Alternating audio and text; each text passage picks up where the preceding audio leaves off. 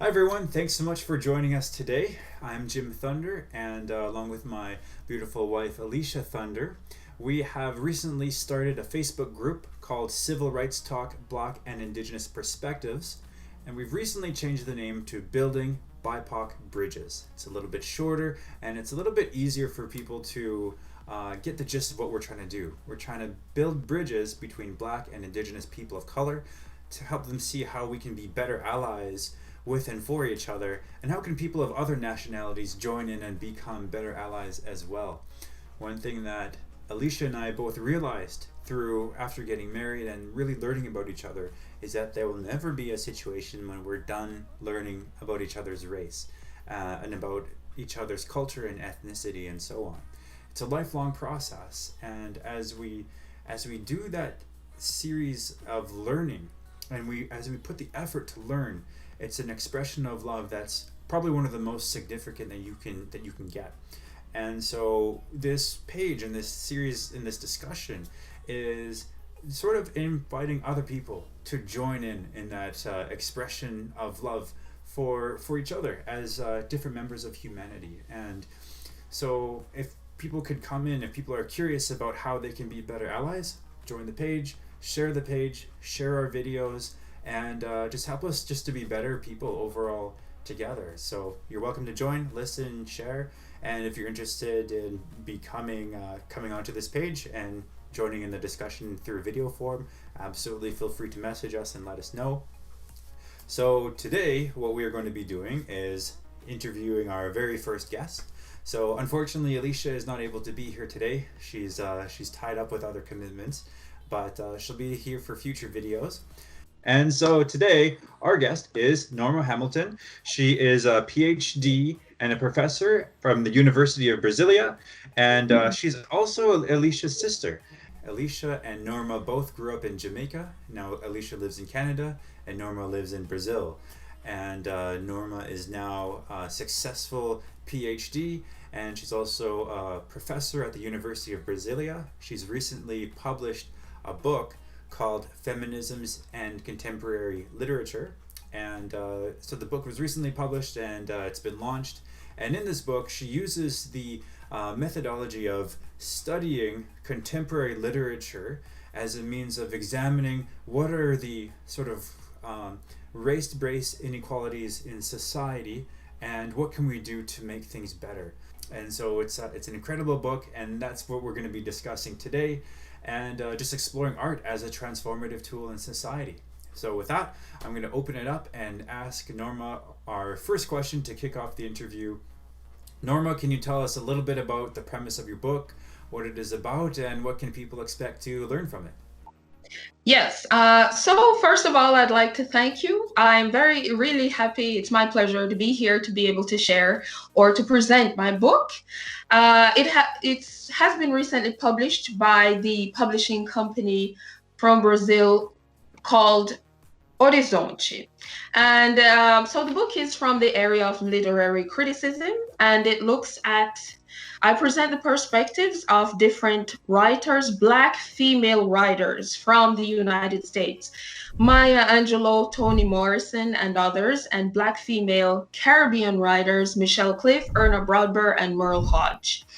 And so from the perspective of gender studies, I look at the way in which their novels represent violence against Black women, and also the pathways that their books lay out for us to, follow and to work on so that we can transform our racist patriarchal societies in which these women suffer different forms of violence. So that's basically it. Yes. So the Okay. book deals with feminism, mainstream feminism, and the way that Black feminism develops.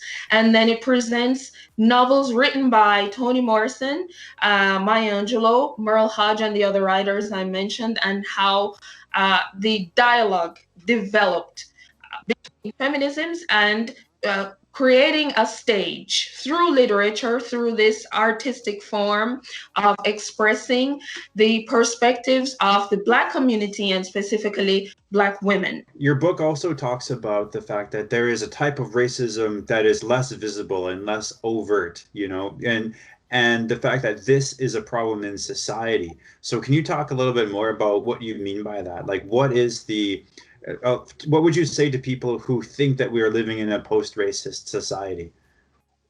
Okay, we're definitely not in a post-racist society, unfortunately, and people love to have this kind of discourse. Even here in Brazil, there was a research done in 2010 where the result of this research was that Brazil is a racist country. However, everyone that was interviewed in the research says they are not racist. So then this gets you thinking, how does racism occur if nobody is racist?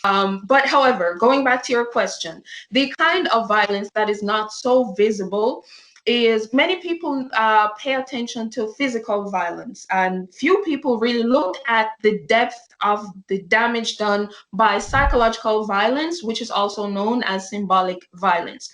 We have the Argentinian anthropologist Rita Segato that discusses what she conceptualizes what symbolic violence is, and even the French sociologist Pierre Bourdieu and others. And this is a kind of violence that plays out into our discourse, our speech, our daily way of saying things, that, and even our general attitudes, our actions, and how these different kinds of discourse, speech, and actions contribute to oppressing a group of people. And the group of people that we're talking about here are Black women and Black girls, young girls, which are the women that are focused on in the novels. So how our speech, attitudes, even the way we look at a young Black girl can be very oppressive. So in the novels, in the different scenes in the novels, these are questions that the authors bring to us through their literary work. And I can give you a few examples to make it even more simple, which is a complex question, but giving examples to see how this works, how this kind of oppression works. In the novel, in The Bluest Eye by Toni Morrison, and also in Maya Angelou's I Know Why the Caged Bird Sings. So the narrators, they give us the understanding that within their Black communities, there are the colonialist, white supremacist views that are contribute to the way in which they are oppressed. Of course, since we're dealing with characters or girls who are 12 years old, they don't have the understanding of this kind of racist, colonialist, and chauvinist ideology in this very tender stage of their growth. So, however, they do express this by telling us about how their teachers in schools, even Black or white, they don't give them that much attention. They pay more attention to the white kids. Even in their communities, their Black elderly folk or Black adults pay more attention to white kids. They treat them better. This is what we get from the perspectives of Claudia, the main character in The Bluest Eye, and from Maya or Marguerite, from Marguerite in I Know Why the Caged Bird Sings. So these girls, both of these characters, they get white dolls on their birthdays. Both of them, they are very upset about this because they don't understand why their parents, who are Black, would give them white dolls. And then they start the whole process of reflecting on themselves, whether they're beautiful or not. And in Claudia's case, she ends up tearing the doll apart because she's at 12 years old. Or even younger, I believe, 10 years old. She's looking for an inside piece or a kind of physical material that that could explain why this doll is seen as superior to a black doll, for example. And of course, she doesn't find any physical material inside the doll. Further on, when she becomes older, she understands that the thing that is responsible for giving privilege to white kids, making white kids be treated better than black kids in her community, and the reasons for the oppression of black kids is a racist we could say racist, chauvinist ideology, white supremacist views that play out in people's attitudes on a daily basis.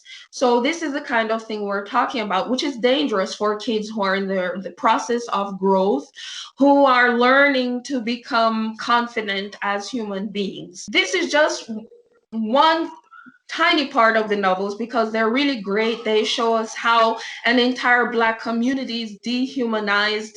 Both Angelo's novel and Morrison's novel are set during the Great Depression in the 1930s, and the stories move onwards into the 60s and 70s. And they show us how during this time, if the black communities were poor before the Great Depression, during the Great Depression, the communities became even more devastated. The narrators in the novels show us how black communities are neglected. The Jim Crow laws are in vigor during this time. And so there's a separation, total separation between black communities and white communities, and governments say that they are investing in both communities. However, this is not true, because when the girls cross over to the white communities, they see that the communities in which they live are completely different. The black communities don't have the right infrastructure. Schools are very badly built.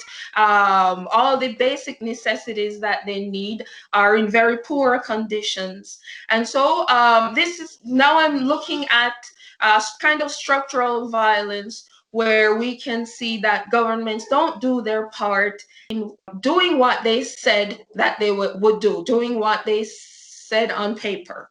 One thing that I want to highlight from what you were saying is something that some of our viewers may not have thought about. You know, the very fact that if you go to our stores, that's one thing about our society. You will see much more dolls that are fair-skinned rather than black or indigenous or anything like that. And so when we're talking about invisible racism, it's the racism that we are not aware that exists. Even thinking about in our Canadian context and just trying to again talk about like the similarities we see between black and indigenous is you know things like laissez-faire racism or colorblind racism, the fact that you don't see color, right? But if you're not seeing color, then what color is the person that you are claiming whose color you don't see? Like, what color is that person? The default color actually is Caucasian, is fair skin. And the doll example is a perfect example of like if we're not seeing color, the default color is what we're seeing as the general color, and that's why we're seeing so many of the dolls white, and Yes. Caucasian. And not only Yeah, go ahead. yes.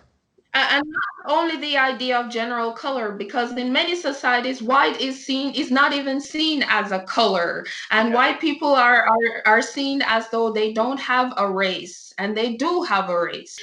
Jenny Guimarães, she wrote, this Brazilian author wrote Leite de Peito, which tells the story. It's a short story actually, in which the main character, the narrator, Jenny, tells us about her experience in school. She's about 12 years old. She's a black girl that goes to a school in which there are all of the students are light colored students. In Brazil, they're considered white. In another scene in the novel, she sees some women cleaning pots in her community with a kind of material we could say Scotch-Brite.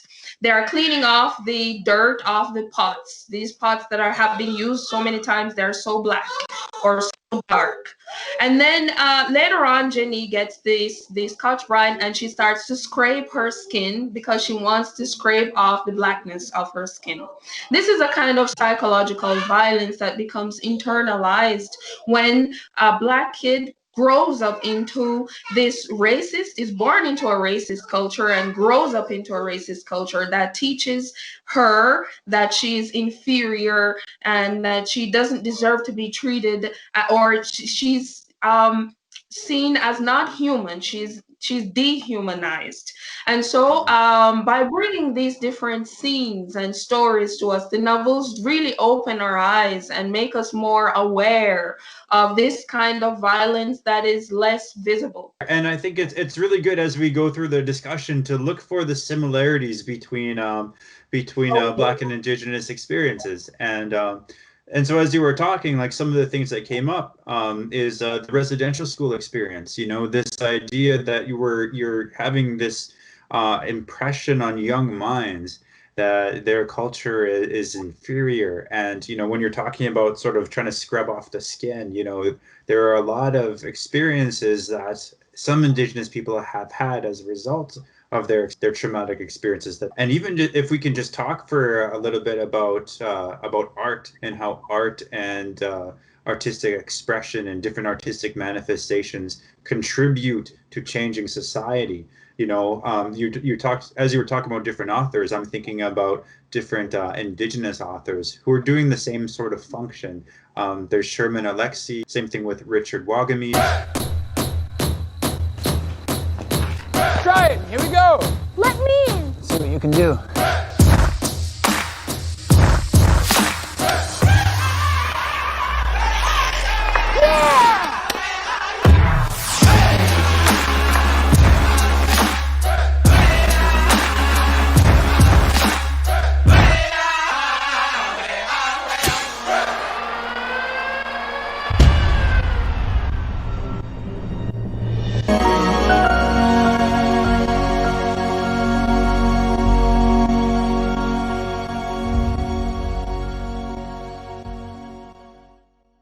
Why do you think art is such an effective vehicle for changing culture as a whole?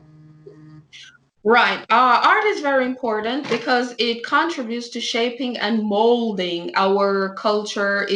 Art produces representation, and representations mold our perspectives, our points of views. White kids grow up watching white kids on TV. Black kids grow up watching kids on TV, and Black kids are able to see to identify themselves with white people because they see them all the time. They learn about them. They learn about the way they talk, the way they look, everything. And then if you look at the other way around, white kids don't have the opportunity to see the humanity of Black kids, to identify themselves with Black kids, because they never learn about them on TV. So when a kid turns on the TV, they learn about the lifestyles of whites. They identify themselves with whites, whether they are Black or white. However, white kids never get this opportunity to learn about Black kids, Black families, to identify themselves. I think the novels, they give us the opportunity. They give a white person the opportunity of getting into the living room of a Black family and see their humanity and learn about them and learn to identify with them, to see them as people who have the same difficulties or similar, not the same, but similar difficulties, who have similar lifestyles. So that, and this is so important for us to make kids read these kinds of novels in schools so that they can, from very early, identify themselves with Black people too, you know, reverse the way that this culture has been working. Yeah, these are really great and important discussions, and I think that there are some similarities that Indigenous people face as well. I think that it's really important for non-Indigenous people to see the humanity of Indigenous people and to understand their culture and to understand their experience. And again, this is one of the problems with colorblind racism or laissez-faire racism. Both of those, as ideological constructs, prevent people from outside the culture to peering in and looking and learning. And I think that's something that needs to happen. One thing that I learned, as from being married to Alicia, is to always recognize that this process of learning another person's cultural experience is a lifelong process. I'll never get to the point where I understand what it is to be Black, and she'll never get to the point where she understands what it is to be Indigenous. So we need to have an ongoing process of learning, and I think that's what art is so important. It gives the opportunity for people to peer in and to explore. And I think a really important thing about seeing humanity is the ability to empathize. And so in Canada, the National Inquiry into the Missing and Murdered Indigenous Women and Girls final report gave us 231 calls for justice. And we're hoping to see these changes happen in Canada. However, the biggest thing is we're hearing people say things like, well, the biggest reason for this violence is Indigenous on Indigenous violence and that kind of thing. People that are being very passive about it, but there needs to be empathy.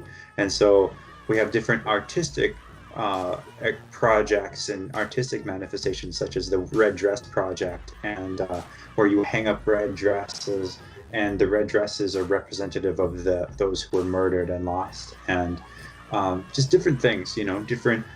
We have dances, and we have songs, and we're just using art to encourage people to see the humanity of these people who are lost, to empathize with them, and I think that's incredibly important on both sides.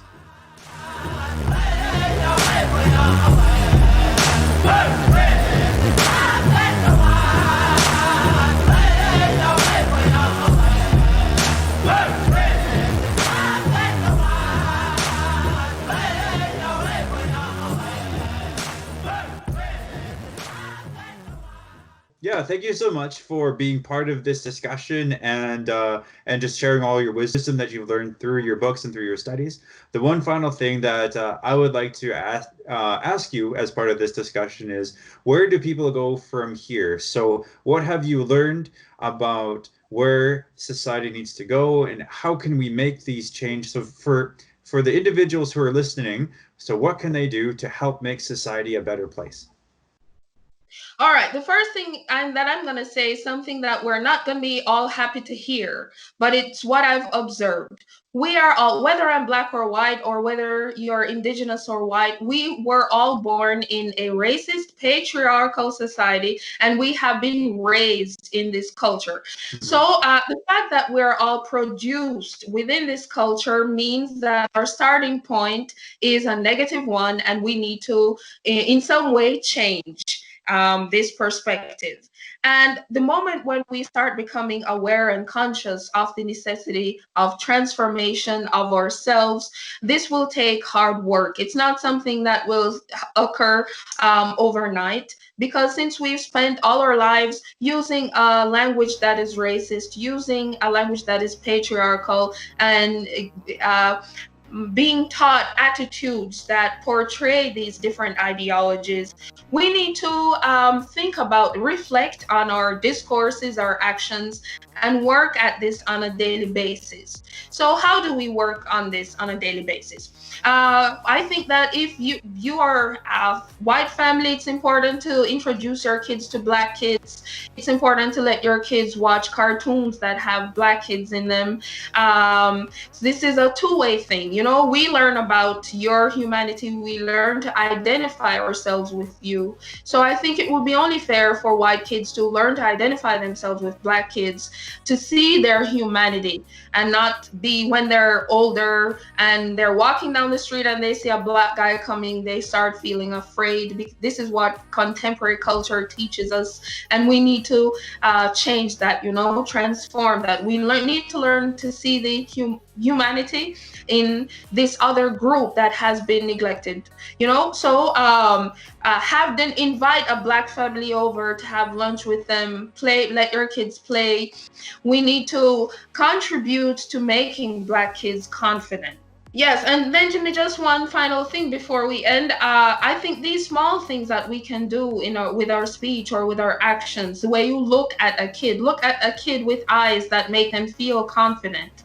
These are small things that contribute to a greater thing, that could change the way we live. And because sometimes we feel that we're not the ones who are racist. However, if we use a language that is racist, and if we have attitudes and actions that are racist, we don't have the power. We are giving the power, because we're all in a system of relations of power. If we contribute to reinforcing this on a daily basis, even through our smallest discourses and speeches and language, we are contributing to a greater system in which the person who actually has the power of their finger on the trigger to kill a black kid is going to do it, because this system that we reinforce all the time. And every time we hear that someone suffered some kind of racism, we all get shocked, as if, oh my God, in the 21st century, this is happening. But we need to realize that it's a system in which we all participate, even through our smallest words or language, the way we treat Black people every day. So we definitely need to change this. And one great place to start is reading books by Black female authors. Black female literature is really important.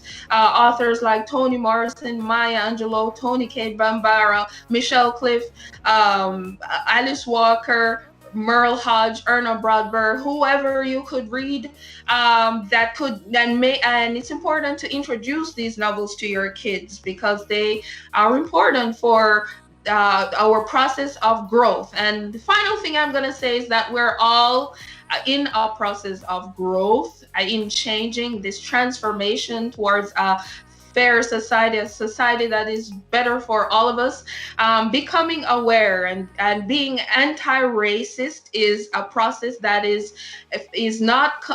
will never be complete. It's something that we have to practice all the time. We're always doing it. We're always working on it. It's incomplete if you think that we're social beings who are always in the process of transformation. And yes. It's very similar to even just on an individual level. Like you're talking on the macro level of us always being anti-racism, and the work of anti-racism will never be complete. But taking it from the macro level to the individual level, even in the context of the discovery that my wife and I had, that I'll never understand what it is to be Black. She'll never understand what it is to be Indigenous, but we're okay to be constantly learning and constantly trying to explore what that means, and being okay with it being a lifelong process. If we take that on the macro level, if everybody understood that, then our society would be a much better place.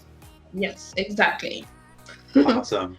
Okay, well, thank you again so much for your time, and thank you so much for being part of this interview. And I hope that for those of you who are listening to this discussion, I hope that you found this conversation helpful, and just want to encourage everyone to check out Norma's book, and also to subscribe to this page, and share this video with your friends. Like, share, and subscribe, and keep the conversation going. All right. Thank you very much. Thank you.